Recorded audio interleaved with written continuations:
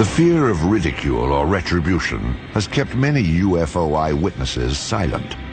Still, some do step forward, at times with extraordinary revelations.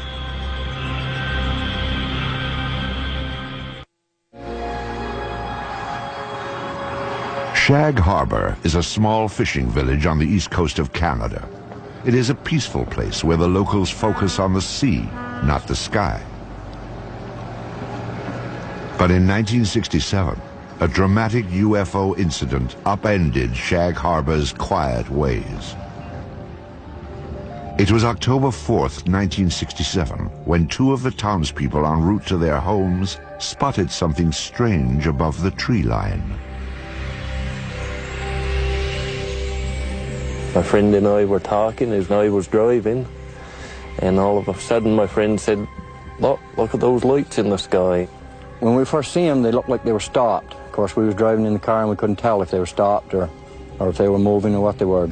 And after we lost sight of it and we ran around the corner, we gained sight of it for a few more seconds, then we lost sight of it again. I know I was scared when I first got out of the car because I wasn't very long getting into the house, like to get my father and get him to come out and have a look at it. And I was kind of hoping that it would stay there long enough for him to see it, and it did. And I come home and I told my mother about it, and first question, of course, was you drinking? And I said, no, I don't think so.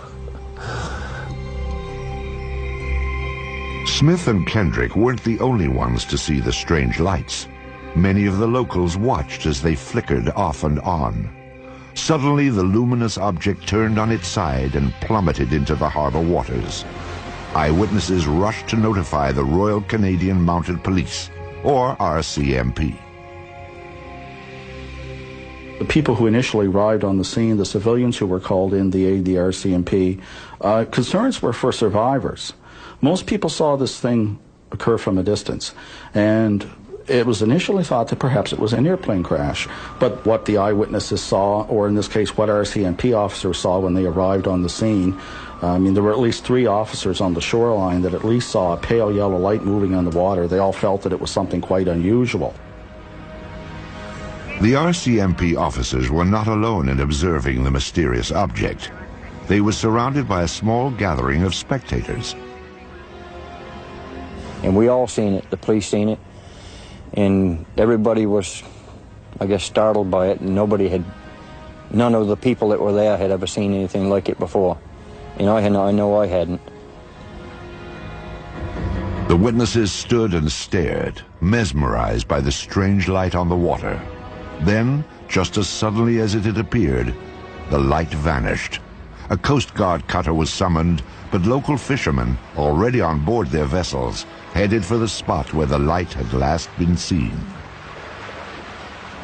They were looking for survivors, but the only clue that anything had happened that night was a thick layer of an unknown substance. There was a great bubbly foam, and it was yellow, nothing I had ever seen before.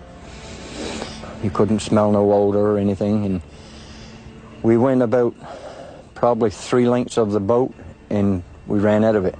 And we turned the boat around and came back into it, and we ran out of it again.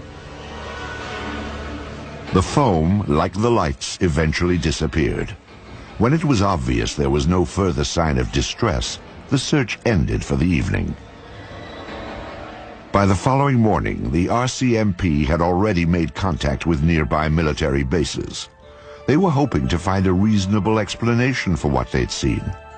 There was none. This left the small town of Shag Harbor to become big news. It's a headline story throughout the North American press and beyond. And in that it was said quite clearly, there were statements made by personnel at Canadian Forces headquarters in Ottawa saying that, yes, indeed, we are searching for the crash of what we believe to be an unidentified flying object. This is one of those rare cases where something indeed real has gone into the water, and it's not an aircraft and it's not space junk. This was an official statement. Canadian Armed Forces clearly stated that the object was officially a UFO. But the question of where it went after hitting the water was still a mystery. Canada's Department of National Defence was determined to find out. Military authorities ordered an underwater search. Within hours of the sighting, a Navy diving team was bobbing off the shores of the tiny fishing village, scanning the harbor bottom for debris. Meanwhile, Shag Harbor residents were stunned by what was happening in their small town. Those who had been the first to witness the lights were quickly gaining notoriety. Everybody teased me a lot about seeing Martians and all this stuff, but I believe I see something. I did see something, there's no question about that. And what it was, that I don't know, but it was something. It was definitely something. The people of Shag Harbor had no expectations. Roswell, although it occurred in '47, did not become, a story and a case until almost into the '80s, at least until '78. And they weren't influenced by that. Shag Harbor stood alone. Nothing was found during the Navy's 3-day vigil. On the 8th of October, the search was canceled.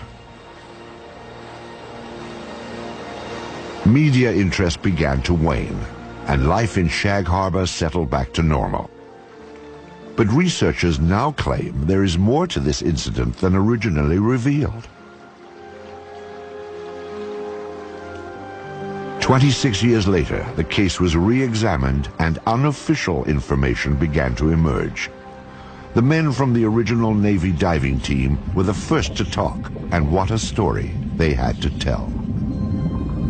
These men are claiming that there was a second operation, and their story has been corroborated by other Armed Forces personnel, that this UFO did not stay in the Shag Harbor area, but got away under the water and went up the coast and came to rest near Government Point.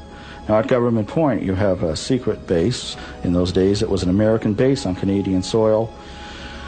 To have an unidentified craft of any type sitting very near this facility and on some of their detection equipment would be a matter of extreme concern. The Shelbourne military base at Government Point is now closed, but at the time of the sightings, it was a first line of defense against Soviet threats. Here, American forces monitored for submarine activity using a sensitive underwater grid. According to the unofficial story, an object triggered the detection device, and a flotilla of Navy vessels responded. From our best information, 6 to 7 ships camped over the object for about a week, keeping an eye on it. Divers went down on it. One diver in particular makes no bones about it that this thing was an unidentified flying object, and there were things on it. And as the men put it, there was still activity in these crafts. And they're absolutely certain that it was nothing from this earth, that it was a UFO. So this does go beyond the official record by quite a stretch. According to researchers, other eyewitnesses have come forward, making this story difficult to dismiss. So what evidence do we have of this happening? We have 3 to 4 people that tell us the story that this did happen.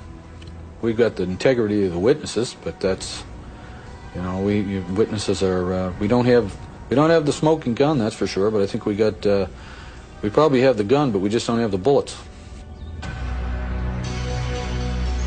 The unofficial story may never have confirmation, but it most certainly is complete.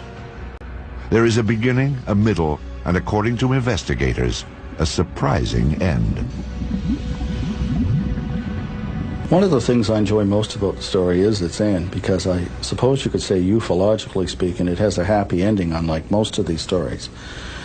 After these ships sat over this object for a week, the UFOs start moving again while still submerged under the water and move down the coast of Nova Scotia and out into the Gulf of Maine. Once in the Gulf of Maine, they surface and fly away. This was a genuine UFO event. And what does that mean? Yes, it was an unidentified flying object, but beyond that, it means that it's nothing conventional.